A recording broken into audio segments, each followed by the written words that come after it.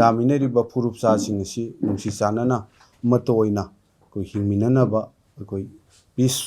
ꯁꯥꯟꯇꯤ ꯍꯟꯖꯤꯜꯂꯛꯅꯕ ꯑꯩꯈꯣꯏ ꯍꯣꯠꯅꯗꯨꯅꯁꯨ ꯂꯥꯛꯏ ꯁꯤꯒꯤꯗꯃꯛꯇ ꯍꯣꯠꯅꯔꯤꯕ ꯄꯨꯝꯅꯃꯛꯁꯤ ꯀꯣꯀꯣꯃꯤꯅ ꯑꯩꯈꯣꯏꯒꯤ ꯂꯩꯔꯤꯕ ꯀꯥꯡꯂꯨꯞ ꯐꯨꯔꯨꯞꯀꯤ ꯏꯆꯤꯜ ꯏꯅꯥꯎꯁꯤꯡ ꯍꯣꯠꯅꯔꯤꯕ ꯈꯨꯗꯤꯡꯃꯛꯄꯨꯁꯨ ꯑꯩꯈꯣꯏꯅ ꯆꯠꯃꯤꯟꯅꯗꯅ ꯑꯩꯈꯣꯏ ꯅꯨꯡꯁꯤ ꯆꯥꯟꯅꯅ ꯑꯃꯨꯛ ꯍꯟꯅ ꯍꯟꯖꯤꯜꯂꯛꯅꯕ ꯍꯣꯠꯅꯕ ꯍꯥꯏꯕꯁꯤ ꯑꯩꯈꯣꯏꯒꯤ ꯄꯥꯝꯖꯕꯅꯤ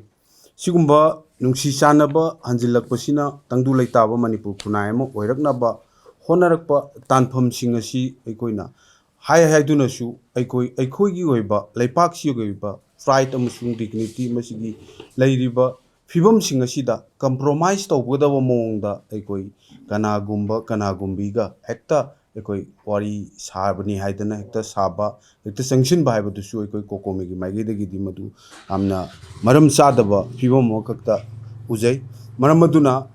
ꯉꯁꯤꯃꯛ ꯑꯩꯈꯣꯏ ꯃꯅꯤꯄꯨꯔꯒꯤ ꯏꯀꯥꯏ ꯈꯨꯝꯅꯖꯔꯕ ꯆꯤꯐ ꯃꯤꯅꯤꯁꯇꯔ ꯑꯣꯏꯔꯤꯕ ꯁꯤ ꯈꯦꯝꯆꯥꯟꯅ ꯑꯩꯈꯣꯏꯒꯤ ꯀꯨꯀꯤ ꯖꯣꯕ ꯀꯥꯎꯟꯁꯤꯜꯒ ꯒꯧꯍꯥꯇꯤꯗ ꯆꯠꯂꯒ ꯑꯩꯈꯣꯏ ꯋꯥꯔꯤ ꯁꯥꯟꯅꯒꯅꯤ ꯍꯥꯏꯕ ꯄꯣꯠꯁꯤ ꯑꯩꯈꯣꯏ ꯀꯣꯀꯣꯃꯤꯒꯤ ꯃꯥꯏꯀꯩꯗꯒꯤ ꯑꯩꯈꯣꯏ ꯃꯔꯨꯑꯣꯏꯅ ꯋꯥꯔꯤ ꯁꯥꯕ ꯄꯤꯁꯀꯤꯗꯃꯛꯇ ꯋꯥꯔꯤ ꯁꯥꯕꯗꯤ ꯑꯩꯈꯣꯏ ꯊꯣꯡ ꯂꯥꯎꯅ ꯍꯥꯡꯉꯤ ꯑꯗꯨ ꯑꯦꯅꯤ ꯀꯝꯃꯨꯅꯤꯇꯤ ꯑꯃꯗ ꯃꯅꯤꯄꯨꯔꯗ ꯂꯩꯔꯤꯕ ꯀꯝꯃꯨꯅꯤꯇꯤ ꯈꯨꯗꯤꯡꯃꯛꯀꯤ ꯏꯀꯥꯏ ꯈꯨꯝꯅꯕ ꯐ꯭ꯔꯥꯏꯗ ꯑꯗꯨ ꯑꯩꯈꯣꯏ ꯀꯣꯀꯣꯃꯤꯅ ꯏꯀꯥꯏ ꯈꯨꯝꯅꯕ ꯎꯠꯆꯩ ꯇꯧꯕꯇꯕꯨ ꯏꯀꯥꯏ ꯈꯨꯝꯅꯔꯤꯕ ꯐꯨꯔꯨꯞ ꯈꯨꯗꯤꯡꯃꯛꯀꯤ ꯑꯩꯈꯣꯏꯒꯤ ꯀꯥꯡꯂꯨꯞꯁꯤꯡꯁꯤꯒ ꯑꯩꯈꯣꯏ ꯅꯨꯡꯁꯤ ꯆꯥꯟꯅꯅ ꯍꯟꯖꯤꯜꯂꯛꯄ ꯍꯣꯠꯅꯕ ꯍꯥꯏꯕꯁꯤ ꯃꯅꯤꯄꯨꯔꯒꯤ ꯃꯅꯨꯡꯗ ꯑꯩꯈꯣꯏ ꯃꯅꯤꯄꯨꯔꯒꯤ ꯂꯩꯄꯥꯛ ꯃꯅꯨꯡꯗ ꯑꯩꯈꯣꯏ ꯄꯣꯔꯛꯅꯕ ꯍꯣꯠꯅꯕ ꯁꯥꯟꯅꯃꯤꯟꯅꯕꯒꯤ ꯍꯣꯠꯅꯕꯒꯤ ꯇꯉꯥꯏꯐꯗꯕꯗꯨ ꯂꯩꯌꯦꯅ ꯑꯩꯈꯣꯏꯗꯗꯤ ꯐꯥꯎꯖꯩ ꯃꯁꯤ ꯅꯠꯇꯕꯤꯗ ꯑꯇꯣꯞꯄ ꯁ꯭ꯇꯦꯠꯇ ꯆꯠꯂꯀꯥꯟꯗ ꯃꯅꯤꯄꯨꯔꯒꯤ ꯆꯤꯐ ꯃꯤꯅꯤꯁꯇꯔ ꯑꯃꯅ ꯑꯩꯈꯣꯏꯒꯤ ꯆꯤꯐ ꯃꯤꯅꯤꯁꯇꯔꯁꯤ ꯑꯩꯈꯣꯏ ꯃꯅꯤꯄꯨꯔꯒꯤ ꯍꯥꯏꯌꯦꯁ ꯂꯦꯚꯦꯜꯗ ꯑꯩꯈꯣꯏꯅ ꯏꯀꯥꯏ ꯈꯨꯝꯅꯔꯤꯕ ꯑꯩꯈꯣꯏ ꯇꯣꯞ ꯑꯩꯈꯣꯏꯒꯤꯗ ꯂꯩꯔꯤꯕ ꯑꯗꯨꯒꯨꯝꯂꯕ ꯃꯤꯁꯛ ꯑꯃꯅ ꯑꯩꯈꯣꯏ ꯑꯁꯤꯒꯨꯝꯂꯕ ꯀꯨꯀꯤ ꯖꯣ ꯀꯥꯎꯟꯁꯤꯜ ꯍꯥꯏꯕ ꯑꯩꯈꯣꯏ ꯃꯅꯤꯄꯨꯔꯕꯨ ꯊꯨꯒꯥꯏꯅꯕ ꯍꯣꯠꯅꯔꯤꯕ ꯑꯗꯨꯒꯨꯝꯂꯕ ꯃꯅꯤꯄꯨꯔꯗꯒꯤ ꯃꯆꯦꯠ ꯇꯥꯔꯀꯥꯟꯗ ꯑꯇꯣꯞꯄ ꯃꯥꯒꯤ ꯑꯣꯏꯕ ꯂꯩꯄꯥꯛ ꯑꯃ ꯁꯦꯝꯒꯅꯤ ꯍꯥꯏꯕꯒꯤ ꯃꯪꯂꯥꯟ ꯃꯪꯉꯤꯕ ꯑꯗꯨꯒꯨꯝꯂꯕ ꯀꯥꯡꯕꯨꯁꯤꯒ ꯑꯩꯈꯣꯏꯒꯤ ꯃꯅꯤꯄꯨꯔꯒꯤ ꯑꯁꯤꯒꯨꯝꯂꯕ ꯆꯤꯐ ꯃꯤꯅꯤꯁꯇꯔꯒ ꯃꯄꯥꯟꯗ ꯒꯧꯍꯥꯇꯤꯗ ꯆꯠꯂꯒ ꯋꯥꯔꯤ ꯁꯥꯟꯅꯕ ꯍꯥꯏꯕꯁꯦ ꯃꯅꯤꯄꯨꯔꯒꯤ ꯃꯤꯌꯥꯝꯒꯤ ꯍꯥꯟꯅꯗꯒꯤ ꯂꯩꯔꯛꯑꯕ ꯑꯩꯈꯣꯏꯒꯤ ꯗꯤꯒꯅꯤꯇꯤ ꯃꯁꯤꯒꯤ ꯄ꯭ꯔꯥꯏꯗ ꯑꯁꯦ ꯑꯩꯈꯣꯏ ꯃꯥꯡꯍꯟꯕꯅꯤ ꯃꯁꯤ ꯑꯩꯈꯣꯏ ꯀꯣꯀꯣꯃꯤ ꯑꯃꯁꯨꯡ ꯑꯩꯕ ꯃꯤꯌꯥꯝꯅ ꯃꯁꯤ ꯌꯥꯅꯤꯡꯗꯦ ꯑꯃꯁꯨꯡ ꯃꯁꯤ ꯑꯃꯨꯛ ꯍꯟꯅ ꯊꯣꯛꯍꯜꯂꯣꯏꯗꯕꯅꯤ ꯍꯥꯏꯕ ꯋꯥꯐꯝꯁꯤꯃ ꯑꯩ ꯑꯍꯥꯟꯕꯗ ꯊꯝꯖꯒꯦ ꯉꯁꯤꯃꯛ ꯂꯝꯗꯝꯁꯤꯗ ꯑꯩꯈꯣꯏ ꯂꯩꯉꯥꯛꯁꯤ ꯑꯩꯈꯣꯏ ꯇꯣꯉꯥꯟ ꯇꯣꯉꯥꯟꯕ ꯍꯧꯈꯤꯕ ꯃꯦꯒꯤ ꯇꯥꯡ 3 ꯊꯣꯛꯂꯛꯈꯤꯕꯗꯨꯅ ꯇꯣꯉꯥꯟꯕ ꯃꯃꯥꯡꯒꯤ ꯂꯩꯉꯥꯛ ꯂꯩꯈ꯭ꯔꯦ ꯄꯤꯌꯥꯔ ꯂꯩꯈ꯭ꯔꯦ ꯍꯧꯖꯤꯛꯀꯤ ꯂꯥꯛꯏꯕ ꯂꯩꯉꯥꯛꯁꯤꯅ ꯑꯩꯈꯣꯏꯒꯤ ꯂꯩꯔꯤꯕ ꯑꯁꯤꯒꯨꯝꯂꯕ ꯇꯪꯗꯨ ꯂꯩꯇꯥꯗꯕ ꯐꯤꯕꯝ ꯑꯁꯤ ꯑꯃꯨꯛꯀ ꯍꯦꯟꯅ ꯑꯐꯕ ꯂꯝꯕꯤ ꯑꯃꯗ ꯄꯨꯔꯛꯅꯕ ꯑꯉꯝꯕꯤ ꯊꯥꯛꯇ ꯂꯩꯉꯥꯛꯁꯤꯅ ꯊꯕꯛ ꯑꯣꯟꯈꯠꯂꯛꯀꯗ꯭ꯔꯥ ꯍꯥꯏꯔꯒ ꯊꯥ 1.5 ꯐꯥꯖꯤꯜꯂꯛꯇꯣꯔꯕ ꯐꯥꯎꯕꯁꯤꯗ ꯉꯁꯤꯗꯤ ꯑꯩꯈꯣꯏ ꯉꯔꯥꯡ ꯅꯍꯥꯟꯗꯁꯨ ꯑꯩꯈꯣꯏꯒꯤ ꯄꯨꯈꯥꯎꯔꯣꯝꯗ ꯑꯁꯣꯝꯗ ꯅꯣꯡꯃꯩ ꯀꯥꯞꯁꯤꯜꯂꯛꯄ ꯑꯩꯈꯣꯏ ꯂꯩꯇꯥꯝꯄꯣꯛꯄꯤ ꯑꯁꯣꯝꯗ ꯑꯩꯈꯣꯏꯒꯤ ꯅꯣꯡꯃꯩ ꯀꯥꯞꯁꯤꯜꯂꯛꯄ ꯑꯩꯈꯣꯏꯒꯤ ꯀꯩꯅꯣ ꯇꯧꯕ ꯑꯩꯈꯣꯏꯒꯤ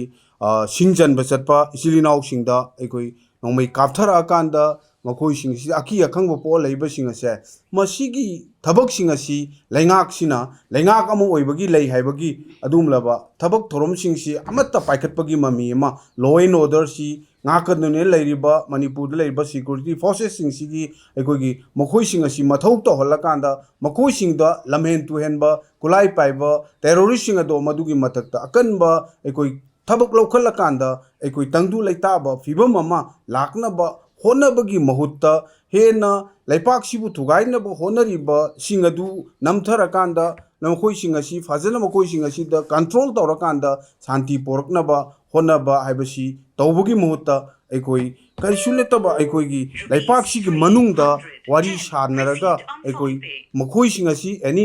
ꯃꯅꯤꯄꯨꯔꯒꯤ ꯑꯦꯅꯤ ꯃꯐꯝ ꯖꯒꯥ ꯑꯃꯗ ꯆꯨꯔꯆꯥꯟꯄꯨꯔꯗ ꯐ꯭ꯔꯦꯖꯔꯣꯜꯗ ꯖꯤꯔꯤꯕꯥꯝꯗ ꯅꯠꯇ꯭ꯔꯒ ꯀꯥꯡꯄꯣꯛꯄꯤꯗ ꯅꯠꯇ꯭ꯔꯒ ꯑꯦꯅꯤ ꯎꯈ꯭ꯔꯨꯜꯗ ꯅꯠꯇ꯭ꯔꯒ ꯁꯦꯅꯥꯄꯇꯤꯗ ꯅꯠꯇ꯭ꯔꯒ ꯆꯥꯟꯗꯦꯜꯗ ꯇꯦꯡꯅꯧꯄꯜꯗ ꯑꯦꯅꯤ ꯍꯣꯌꯥꯔ ꯑꯃꯗ ꯑꯩꯈꯣꯏ ꯃꯅꯤꯄꯨꯔꯒꯤ ꯏꯁꯨꯁꯤꯡ ꯑꯁꯤ ꯊꯣꯛꯏꯕ ꯏꯁꯨꯁꯤꯡ ꯑꯁꯤꯒꯤ ꯔꯤꯖꯣꯜꯕ ꯇꯧꯅꯕ ꯍꯣꯠꯅꯕ ꯃꯇꯝꯗ ꯃꯗꯨꯒꯤ ꯃꯐꯝꯁꯤꯗ ꯇꯧꯕꯒꯤ ꯃꯍꯨꯠꯇ ꯑꯩꯈꯣꯏ ꯑꯇꯣꯞꯄ ꯁ꯭ꯇꯦꯠꯇ ꯆꯠꯂꯀꯥꯟꯗ ꯃꯗꯨꯁꯨ ꯃꯅꯤꯄꯨꯔꯒꯤ ꯂꯩꯔꯤꯕ ꯇꯣꯉꯥꯟꯕ ꯁꯦꯀ꯭ꯔꯦꯇꯔꯤꯌꯦꯠꯀꯤ ꯂꯩꯔꯤꯕ ꯁꯦꯀ꯭ꯔꯦꯇꯔꯤꯌꯦꯠ ꯂꯦꯚꯦꯜꯗ ꯅꯠꯇ꯭ꯔꯒ ꯃꯤꯅꯤꯁꯇꯔ ꯇꯤꯝ ꯑꯃꯒꯤ ꯂꯦꯚꯦꯜꯗ ꯋꯥꯔꯤ ꯁꯥꯕꯒꯤ ꯃꯍꯨꯠꯇ ꯃꯅꯤꯄꯨꯔꯒꯤ ꯆꯥꯛꯇꯣꯡ ꯈꯝꯗꯣꯡꯅ ꯂꯩꯔꯤꯕ ꯑꯗꯨꯒꯨꯝꯂꯕ ꯆꯤꯐ ꯃꯤꯅꯤꯁꯇꯔ ꯑꯃꯅ ꯑꯩꯈꯣꯏ ꯆꯠꯂꯀꯥꯟꯗ ꯃꯁꯤ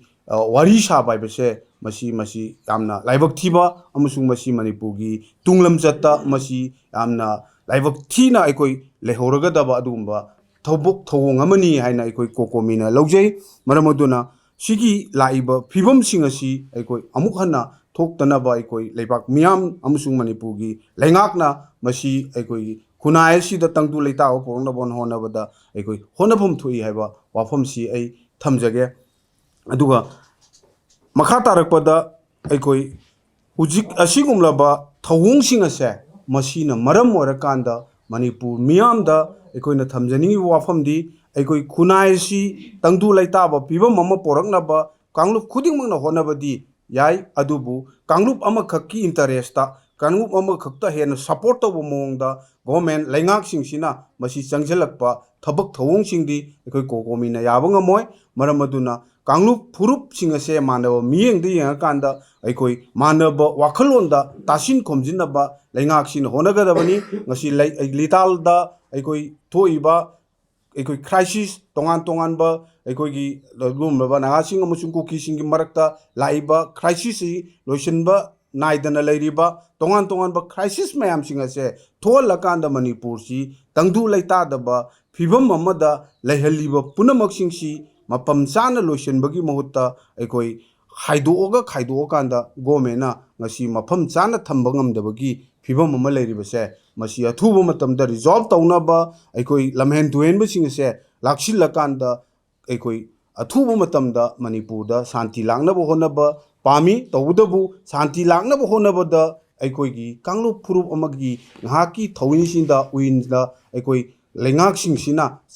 अखोई तुंग इलगा चलगदी मसी तुंगदा लाकदोरिबा अखोई खुनाइसिदा अतोप फुरुप कांगलुपसिंग नत्रगा मणिपुर सी तोंगान पानबा कांगलुप कम्युनिटी मयाम लेबनिना कांगलुपसिंग अदुना अखोई इरहो अमा लाकु मतमदा कैगुंबा इशू अमा लाकु मतमदा मणिपुरगी मरु अथॉरिटी ओरिबा लेंगाक असे कौरगा नत्रगा मफम होंगा कांदा मणिपुर मनुंगदा रिजॉल्व तौबगी महुत्ता मपानदा